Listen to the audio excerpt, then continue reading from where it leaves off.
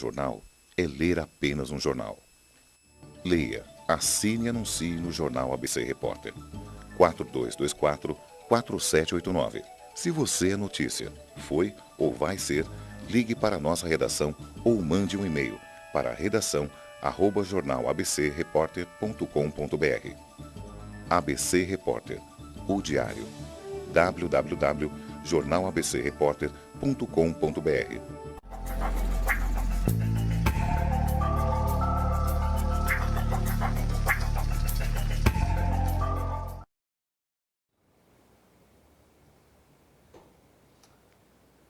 Olá pessoal, bem-vindos ao Enigmas. Você está entrando em um programa onde o normal aqui é ser diferente. O normal é ser paranormal. Como vai você? Olá, Cris. Olá, Kátia H, que honra, né? Toda quarta-feira, às 13 horas aqui na NET, né, Kátia H? Isso mesmo.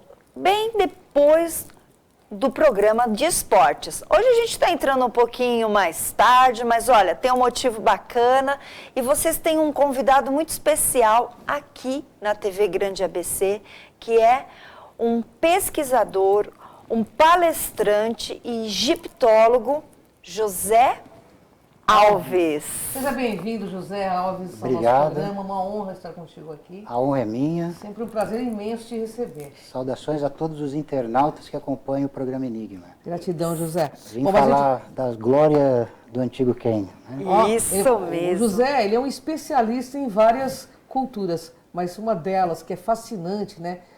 Uma das mais fascinantes do meu ponto de vista é a egípcia. Sim. E ele é egiptólogo, então ele vai descortinar esse véu pra gente. Eu não quero perder tempo. Eu faço pergunta, José. Sim, sim.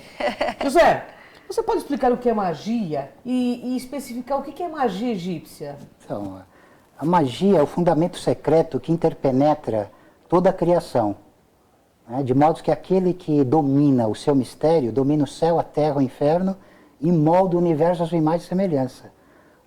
A magia egípcia específica, ela é tudo isso elevado às últimas consequências. É uma metamagia que dá onipotência ao homem de dominar a vida e a morte, os deuses e os demônios, as entidades e não entidades, e se tornar autogerado.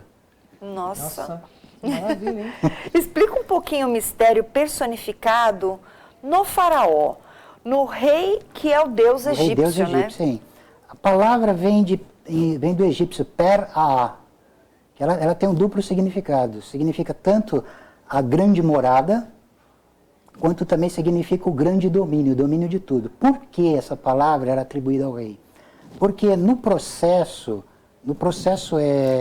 que leva à encarnação, à personificação do faraó na Terra, ele é a personificação do chamado Deus oculto.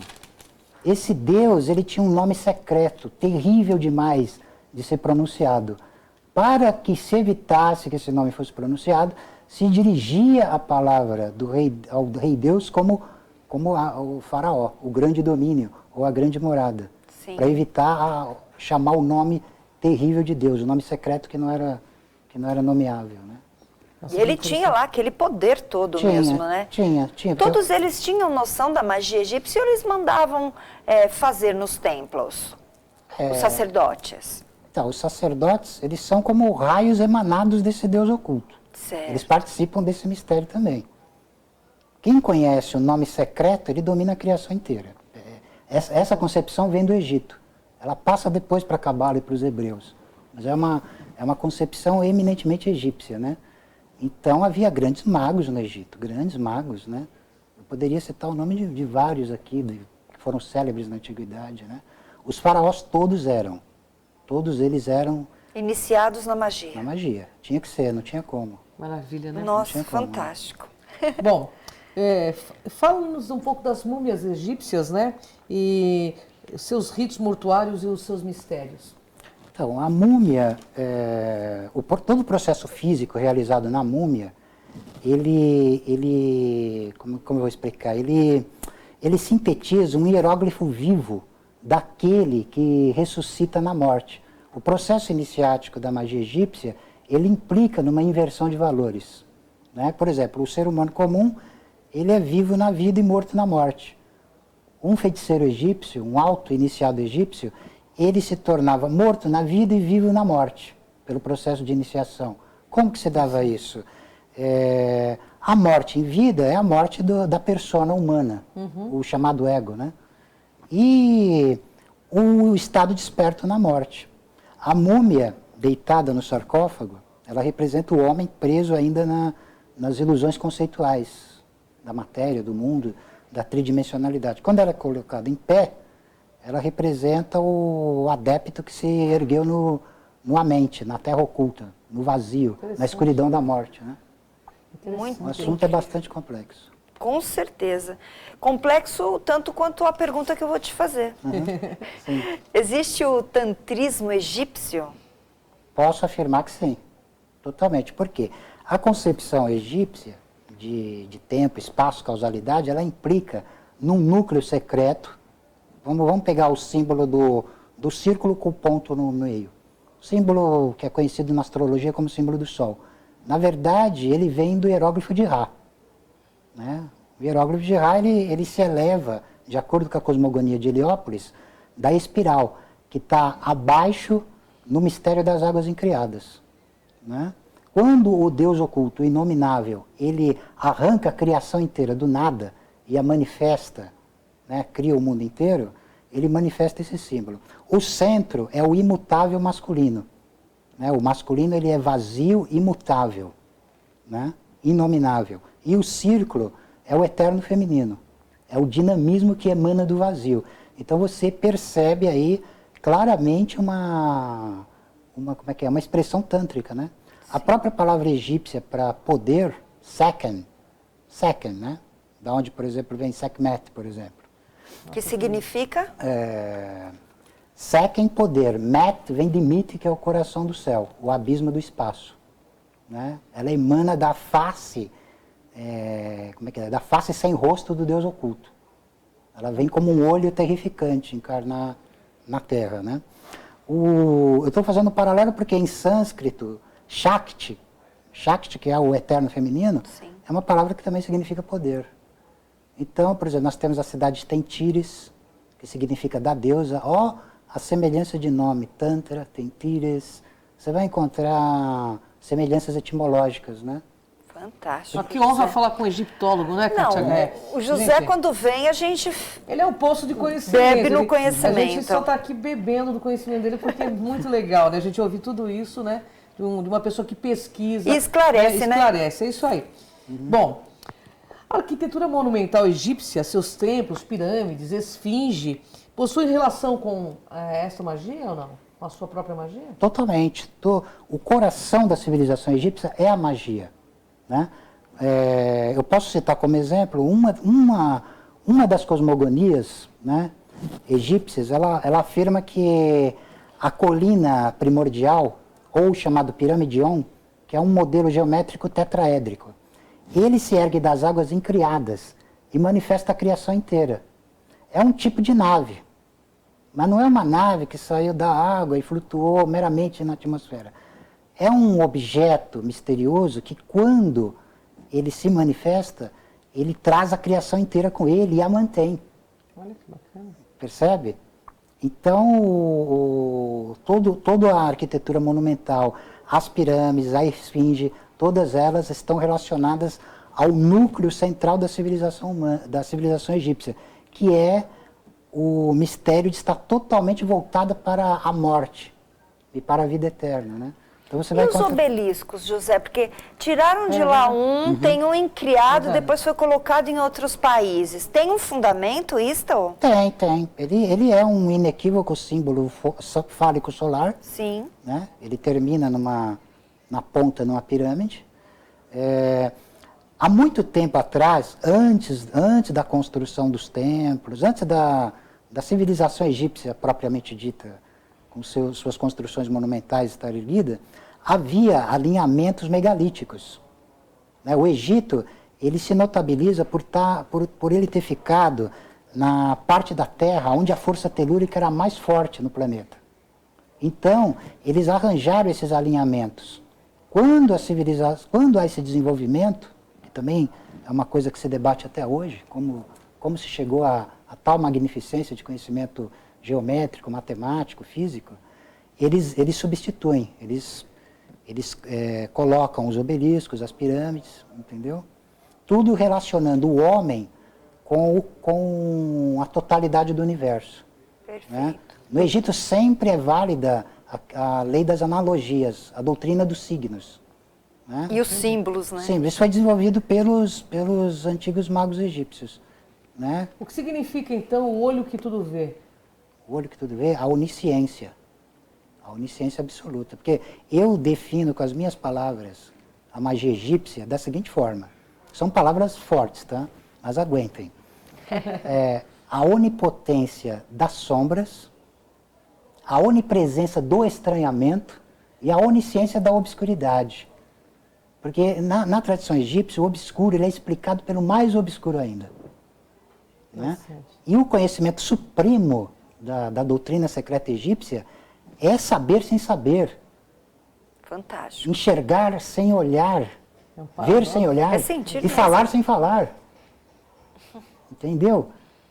Porque, olha, por mais que você tente esclarecer pra gente, explicar, nossa, o que existe lá é inexplicável. Nós estivemos lá, Não é bem realmente. isso aí mesmo. Exato, você É o sente sentir, porque né? É o sentir. toda a arte egípcia, por exemplo, ela não era focada só no deleite estético. Também propiciava isso. Mas tinha um motivo. Tinha motivo, por exemplo, todos os envolvidos nos processos artísticos egípcios, eles eram chamados de Sinek, os ressuscitadores, os criadores de mundos. Sim. Né? Então a arte egípcia, ela emana, por assim dizer, um comprimento de onda que é direcionado ao duplo, não à persona meramente externa humana. Né? Então a justaposição de planos, né? Ela provoca um impacto e um estado de estranhamento em quem é sensível, principalmente. Né? É muito bacana. Perfeito. Causa, né, Kátia? Bem, nós vamos ter que fazer um intervalinho, né? Que breve, pena. Um breve intervalo, né, Kátia? Mas assim, volta perguntando sobre os deuses egípcios, que eu acho Será que um prazer. Você aí vai querer saber, um a um, quem são esses seres maravilhosos. Vamos sim. Aguenta aí, vem com a gente nessa jornada. Hoje nós viemos conhecer uma empresa alemã fundada em 1851 que, com toda a sua história, tem proporcionado em um dos seus braços soluções em aquecimento através de infravermelho. Esse sistema de aquecimento por infravermelhos tem vantagens significativas em relação aos sistemas por convecção. Não requer contato com material, nem meio intermediário de transferência de calor. O tempo de resposta reduzido ao acionamento e desligamento. Aquece precisamente o local e pelo tempo necessário. São especificados de acordo com as características do material a ser aquecido.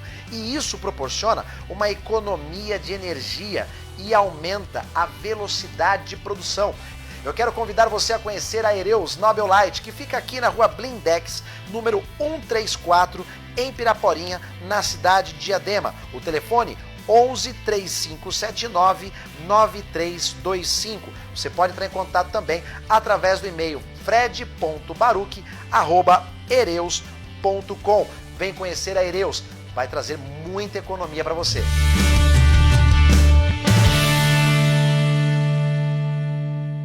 Com a Juliana Flores, você está a um clique de deixar alguém ainda mais feliz. Entrega de presentes, flores e momentos únicos em até 3 horas em todo o Brasil. Acessou, comprou, chegou, sorriu. Juliana Flores. Pior que não ler jornal é ler apenas um jornal. Leia, assine e anuncie no Jornal ABC Repórter. 4224-4789.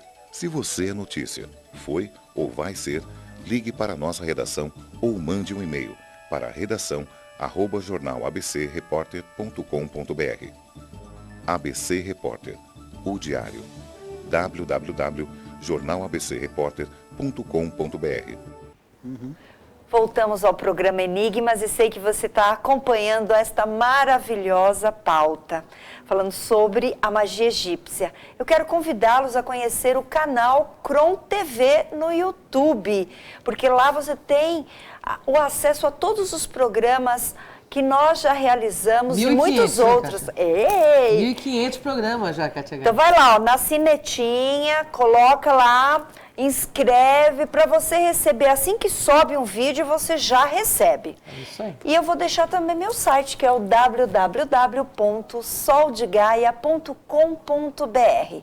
E agora eu quero perguntar algo que eu amo, sobre os deuses egípcios. Você está falando hoje de magia egípcia. Onde o maior aporte de deuses nesta magia egípcia? Por onde começa? Começa pela linguagem de poder. Os deuses egípcios, eles são personificações individualizadas e, ao mesmo tempo, são alinhamentos de uma linguagem de poder, emanada desse inominável que eu citei agora há pouco.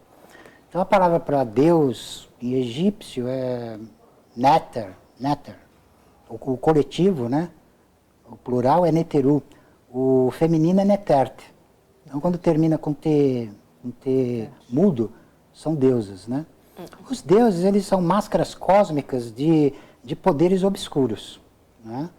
Eles se interpenetram, eles se transmutam, né? Então é um pouco mais complexo que, vamos dizer assim, a abordagem das mitologias grega ou romana, onde os deuses eles estão bem delimitados, né?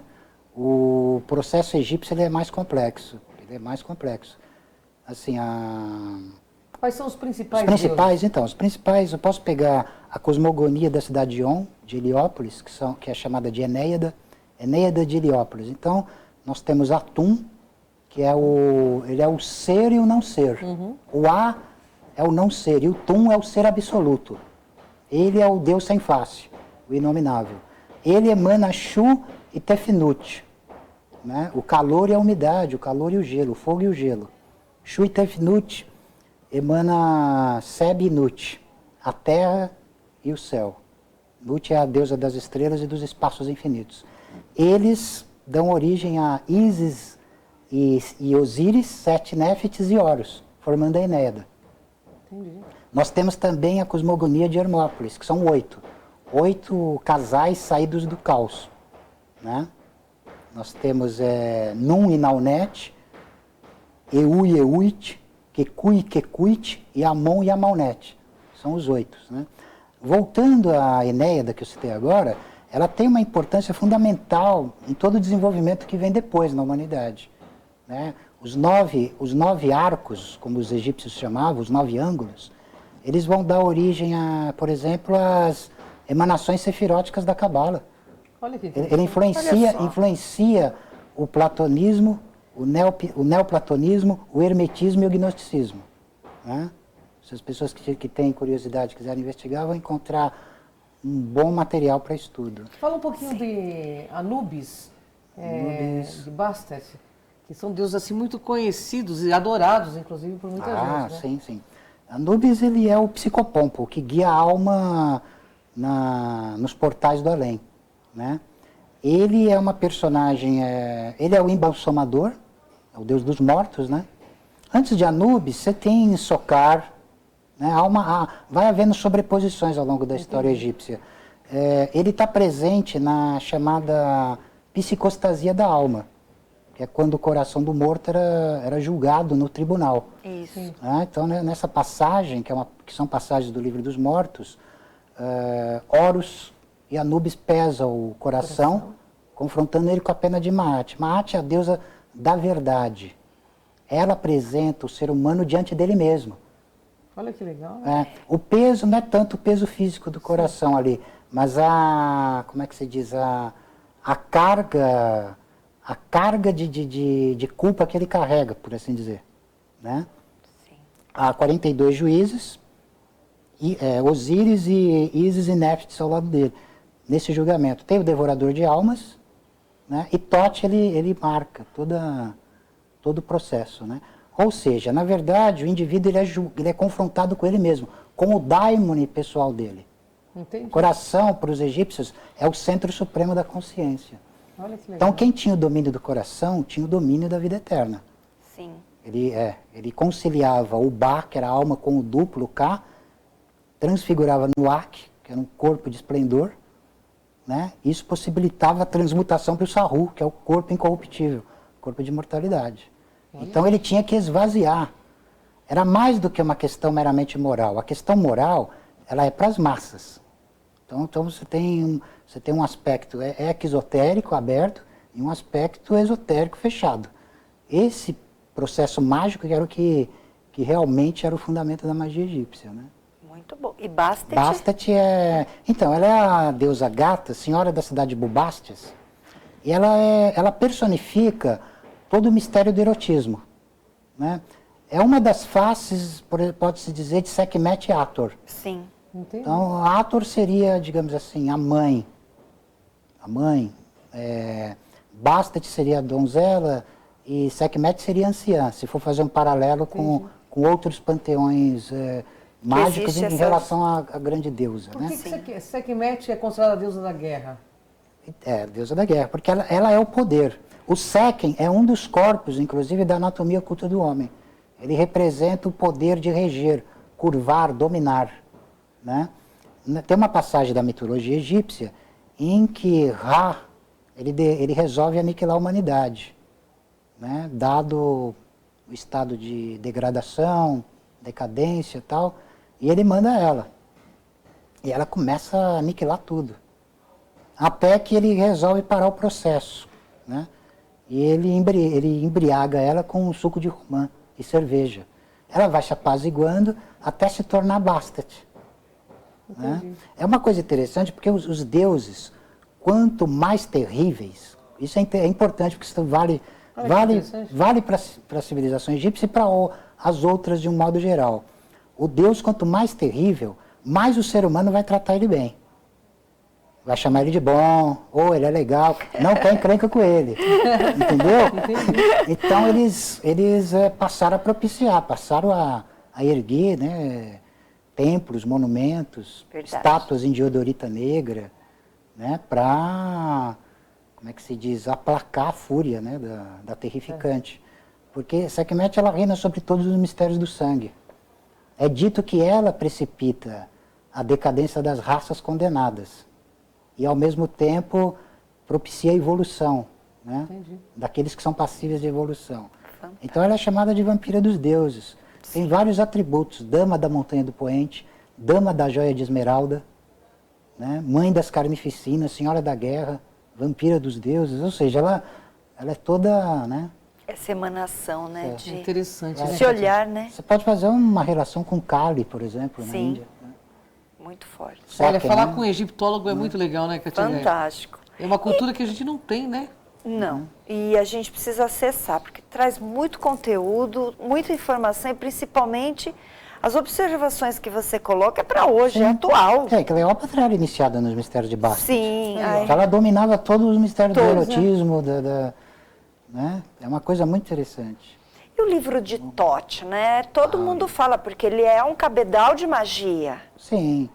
Olha, uma das fontes que o interessado pode pesquisar é, por exemplo, a história de Sétina e as Múmias, que é um conto egípcio muito bacana que eu recomendo.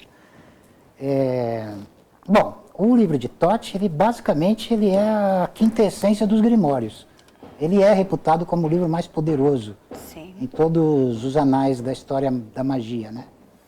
Então, é dito que ele está guardado no Mar Incófitos, né? Dentro de uma caixa, de um cofre de ferro, que contém um cofre de bronze, né? Que contém um cofre de madeira de caneleira. Esse cofre de madeira de caneleira contém um cofre de ébano e marfim. O cofre de ébano e marfim contém um cofre de prata. O cofre de prata contém um cofre de ouro e o cofre de ouro guarda o precioso livro. Porém, ele é cercado por 12.000 côvados de escorpiões, serpentes e répteis e guardado por uma serpente mortal. Fácil acesso. Fácil acesso. Então, mais importante, o conteúdo do livro. É dito que ele possui 2 fórmulas secretas. Aquele que consegue recitar a primeira, ele ganha o poder de encantar os céus, a terra, o reino da noite, as montanhas e os mares. Né? Ele saberá o que dizem os pássaros no céu, os répteis no abismo e os peixes nas profundezas das águas. Que fantástico. Conhecerá o que dizem todos os animais na terra, quem são e onde estejam. Né? E se ele estiver morto e pronunciar a segunda fórmula, ele ganhará a sua forma eterna na terra. Então ele realmente é um livro supremo. Assim, é dito que há fragmentos dele, por exemplo, nos textos herméticos de Hermes Trismegisto, né, o Corpus Hermeticum, é um texto que contém o Poimandres, o Asclépio, então, ele estaria também, segundo algumas tradições, no famoso baralho do tarô, estaria ali cifrado. Então, assim, existem fragmentos.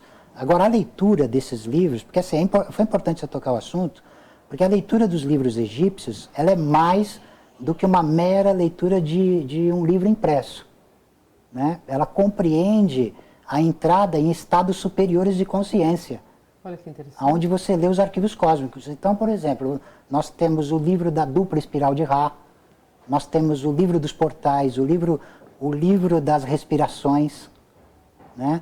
O livro dos sarcófagos, o famoso livro dos mortos, o livro de Sete. Todos esses livros, eles são lidos numa espécie de arquivo secreto, né? Você tem que desdobrar o seu duplo, entrar nessa dimensão oculta e conseguir lê-los.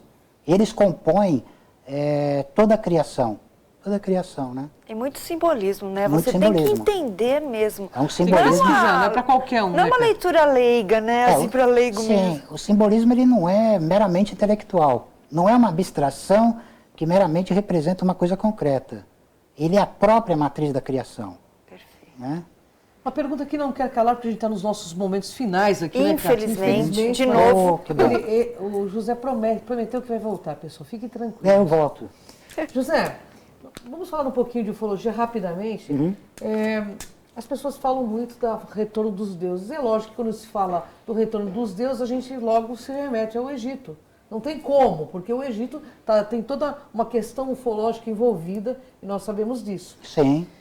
Com o teu conhecimento, quando você acha que esses seres vão chegar e fazer um contato com as massas? Quantos anos à frente? Falar em... Fisicamente.